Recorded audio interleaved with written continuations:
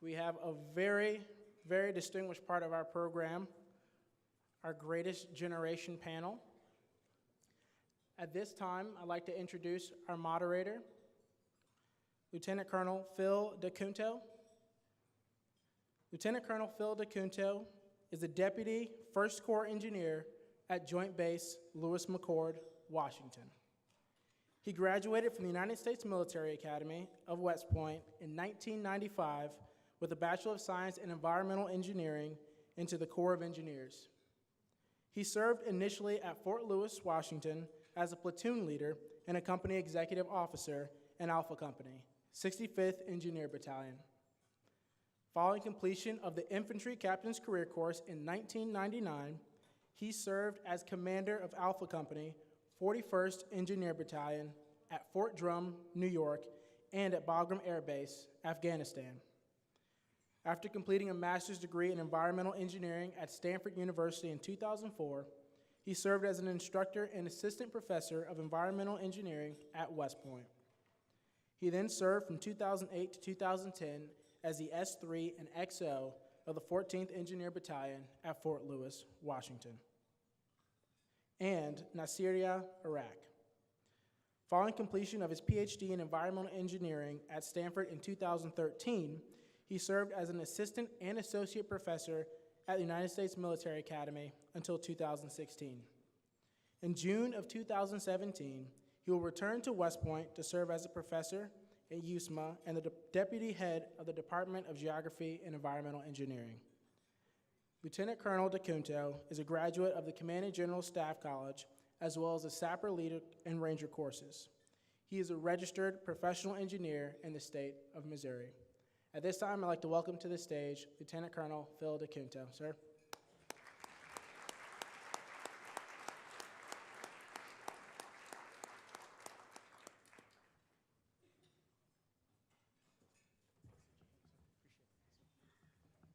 If I could at this time invite the cadets to escort the members of our Greatest Generation panel up to the stage.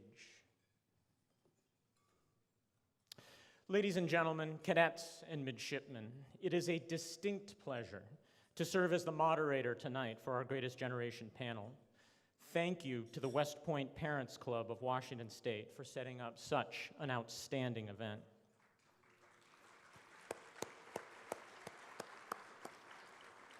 As we get set up, let's take a moment for historical perspective. After World War I, in which America was a very junior partner, our country withdrew into isolationism as it grew in both population and economic capacity. But 75 years ago this month, during peacetime, news came of the sudden attack on Pearl Harbor, and America was plunged into World War II. A great mobilization began, and within 4 months, the Doolittle raid on Japan gave America her first ray of hope. Less than a year later, the invasion of North Africa had begun, and the United States was fully engaged in a two-front war. The number of total U.S. military personnel grew from 330,000 in 1939 to over 12 million by war's end in 1945. 3 of these members of the Greatest Generation are with us here tonight. We are honored first to have with us Lieutenant Beth Harmon, now taking her seat, who served in the Army Nurse Corps in Australia and New Guinea, sometimes working 12-hour night shifts for 30 days straight. After the war, she worked with paraplegics at Mayo General in Illinois. One of her sons attended the Air Force Academy, graduating in 1973 and serving for 30 years. Please join me in a welcome to Lieutenant Harmon.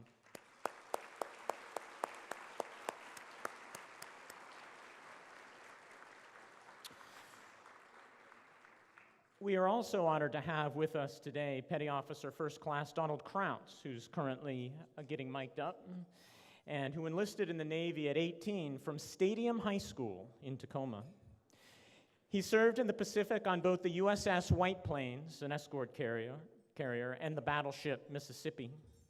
After seeing action in both the Battle of Leyte Gulf and the invasion of Okinawa, He was honored to be in Tokyo Bay on VJ Day when the Japanese signed surrender documents ending the war. He later continued his service in the Korean War as well. Please join me in a warm welcome to Don Krauts.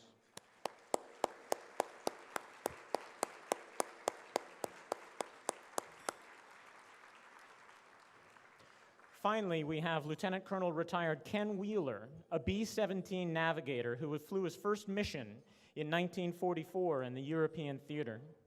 Forced to bail out over Austria on a mission to Poland, he and his crew walked 135 miles through snow-covered mountains before making it back to friendly lines. Upon return, he was flying missions again 3 days later. All told, he completed 35 combat missions and served over 30 years in the Army Air Corps and the Air Force. Please join me in a warm welcome to Colonel Ken Wheeler.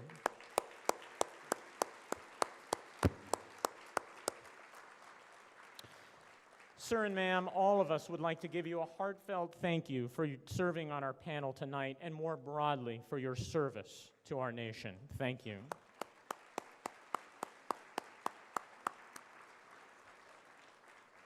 Let's recall that a key ingredient of Allied victory in World War II was America's ability to become the arsenal of democracy. We equipped 90 U.S. divisions and supplied Great Britain and Russia with massive amounts of war materiel that helped them to survive. Throughout the war, 17 million new civilian jobs were created and industrial productivity doubled. The immense scale of the effort was staggering. America produced 27 aircraft carriers, 100,000 tanks and armored vehicles, and 310,000 aircraft in the 4 years following Pearl Harbor. The time required for the production of a Liberty ship decreased from 1 per year to 1 per day. And by March of 1944, Ford's Willow Run plant was producing 1 aircraft every hour. The momentum from this massive effort continued to fuel the economy even after the war. In addition, the nation's geography had saved it from the destruction that gripped Europe and Japan.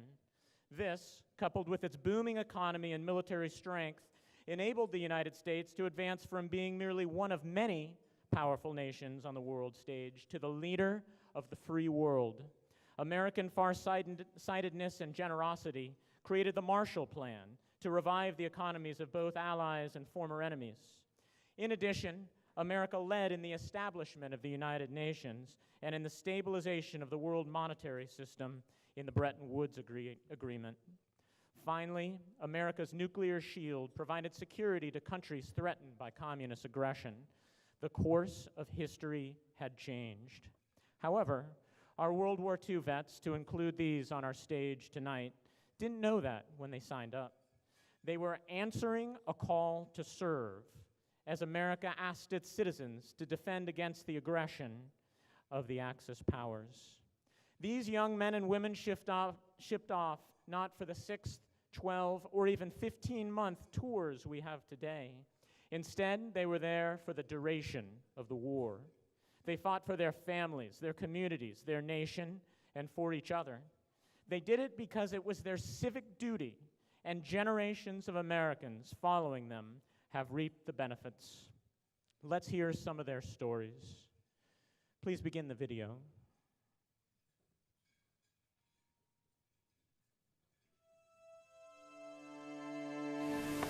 December 7th, 1941,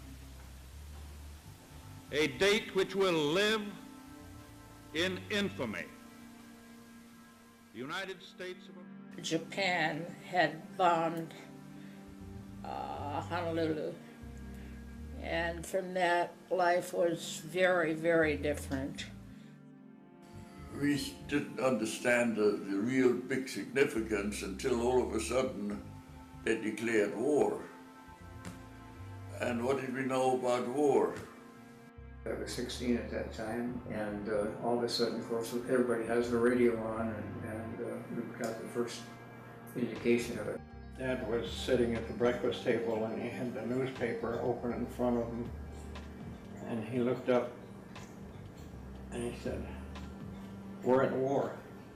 After passing state boards, I was summoned to Chicago for entrance into the Army Nurse Corps. I was entered with other of our classmates. We stayed together for 3 years, 3.5 years, most of our time in Australia and New Guinea. No, you can't volunteer, that's only for citizens. But we can draft you. You're an enemy alien, but we can draft you. We can use you since you're all pretty fluent in German. We can use you for certain things. I was called into the office of my commander after, and he said to me, Arnold, we need you because you can go underground. Okay, I've been underground before, so where do you want me to go? Why don't you go to Dachau? My 18th birthday, and I was a senior in high school. We had then went to the naval station in Seattle and signed up. And they put me on an escort carrier for my first ship, the USS White Plains. They call it CVE 66. A number of us guys at college were just tired of waiting for our draft number to be called. So we went down to the draft board in Puyallup and said, here we are. Army Air Corps was asking for volunteers. The Air Corps was expanding and needed volunteers. We were desperately tired because we did 12-hour shifts. We worked 30 days a month. We admitted about 300 patients in one day after the Battle of Leyte. There were a lot of them that had been burned in crashes or on the ground near crashes. And so I put my clothes, took my uniform off, put my clothes on, and ran into Dachau. There were 2 others with me. And we disappeared in Dachau looking for the SS. And I met Eisenhower there, and he just shook his head and couldn't believe it. It was horrible. Every time I think of it, I get tears in my eyes. And within 5 minutes, I think they probably told him, look again, because pagodas are now appearing on the horizon. And one of the shells actually was so close to the ship from the stern that it lifted the ship out of the water and dropped it, honk. And in so doing, it knocked out all our power. It was just like silence. And the first thing most of the sailors thought was, are we still underway? Sorry to not have lights, but are we still underway? The flak penetrated the oil tanks. There we were all alone coming south, trying to get back at least to the Adriatic and ditching if necessary. And all of a sudden, over the intercom, came the aircraft commander. Let's get the hell out of here. That was his words. You know, there's no perfect wars.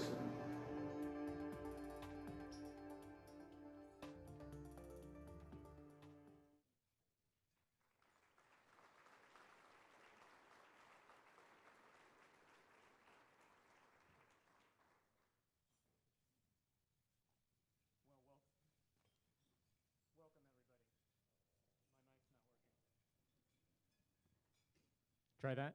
There we go. All right, welcome everybody.